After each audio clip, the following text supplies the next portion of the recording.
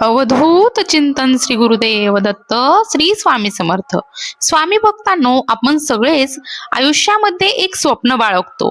ते स्वप्न म्हणजे आर्थिक स्थैर्य, सुख समृद्धी, जीवन आणि चिंता नसलेलं भविष्य. पण एक प्रश्न स्वतःला विचारा, श्रीमंती म्हणजे नेमकं काय? फक्त पैसा, मोठं घर, गाडी, बँक बॅलन्स? आजच्या या व्हिडिओमध्ये आपण हेच समजून घेणार आहोत. श्रीमंती म्हणजे केवळ धन नव्हे, ती एक विचारधारा, जीवनशैली आणि शिस्त आहे. आचार्य चाणक्य म्हणतात, लक्ष्मी माता तिथेच वास करते जिथे शिस्त आहे, संस्कार आहेत आणि स्वतःच्या आयुष्याची जबाबदारी घेणारी माणसं आहेत. आज आपण चाणक्य नीतीमध्ये सांगितलेल्या 5 सवयींचा सखोल अभ्यास करणार आहोत. या सवयी जादूसारख्या वाटतील, पण त्या प्रत्यक्षात आयुष्यामध्ये अंमलात आणल्या तर परिणाम नक्कीच दिसतो. इथेच एक गोष्ट स्पष्ट करूया, रातोरात श्रीमंत म्हणजे एका रात्रीत करोडपती होणं नाही, तर विचारांची दिशा एका दिवसात बदलणं आणि त्या विचारांमुळे आयुष्य बदलायला सुरुवात होणं. सर्वप्रथम आचार्य चाणक्य हे फक्त अर्थशास्त्रज्ञ नव्हते, ते एक तत्वज्ञानी, शिक्षक आणि राजकारणी होते. त्यांनी लिहिलेली चाणक्य नीती आजही तितकीच लागू होते, कारण ती माणसाच्या स्वभावावर आधारित आहे. तंत्रज्ञान बदलतं, काळ बदलतो, पण माणसाची वृत्ती फारशी बदलत नाही. आळस, लोभ, अहंकार, अधीरता हे दोष आजही तितकेच आहेत. म्हणूनच चाणक्य नीती आजच्या काळात खूप जास्त महत्वाची ठरते.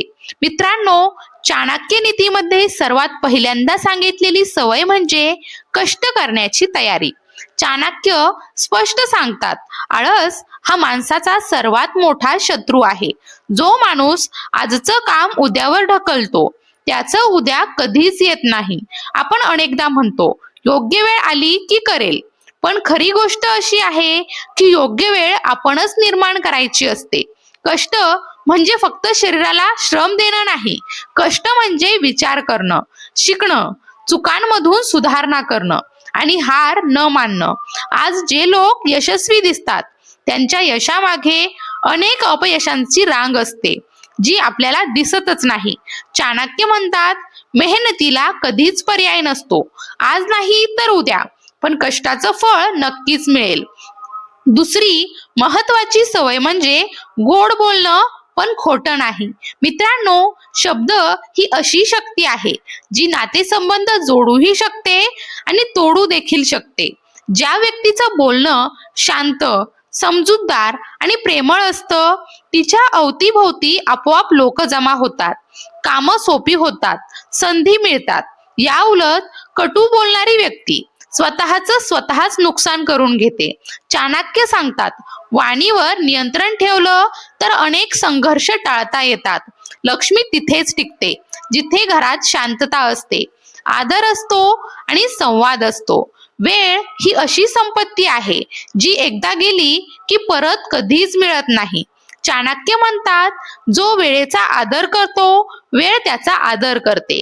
आपण अनेकदा म्हणतो वेळ नाही, पण खरं सांगायचं तर प्राधान्यक्रम ठरलेला नसतो. जो माणूस वेळेचं नियोजन करतो तोच आयुष्यात पुढे जातो. योग्य वेळी घेतलेला एक छोटासा निर्णय संपूर्ण आयुष्याची दिशा बदलू शकतो. मित्रांनो, आता आपण येतो 4थ्या सवयीकडे, आणि ही सवय आजच्या काळात सर्वात जास्त महत्वाची आहे.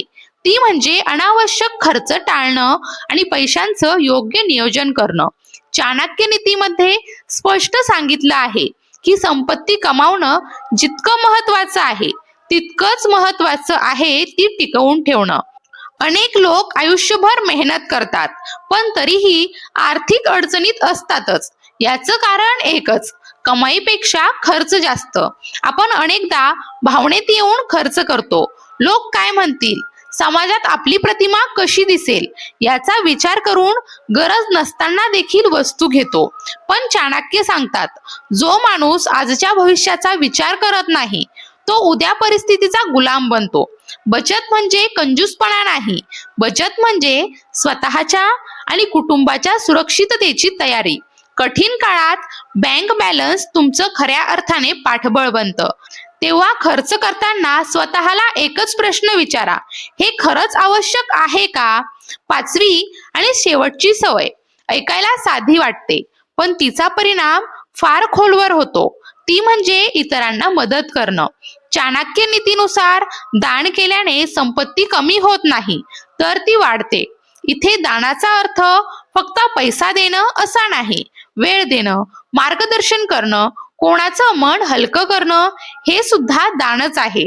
ज्या घरात गरजू व्यक्तीची कदर केली जाते, तिथे सकारात्मक ऊर्जा टिकून राहते.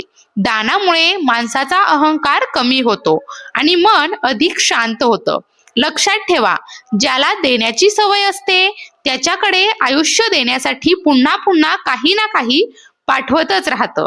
तर मित्रांनो, आता आपण धार्मिक उपायांकडे वळूया. हिंदू परंपरेत धनसंपत्ती ही माता लक्ष्मी आणि कुबेर देवाची कृपा मानली जाते. पण इथे एक गोष्ट स्पष्ट करूया, फक्त पूजा करून आणि कर्म न करता श्रीमंती मिळत नाही. धार्मिक उपाय हे मनाला दिशा देण्यासाठी असतात, जादूसाठी नाही. शुक्रवार हा माता लक्ष्मीचा दिवस मानला जातो. या दिवशी स्वच्छ मनाने स्वच्छ वातावरणात लक्ष्मी पूजन केल्याने मन सकारात्मक होतं.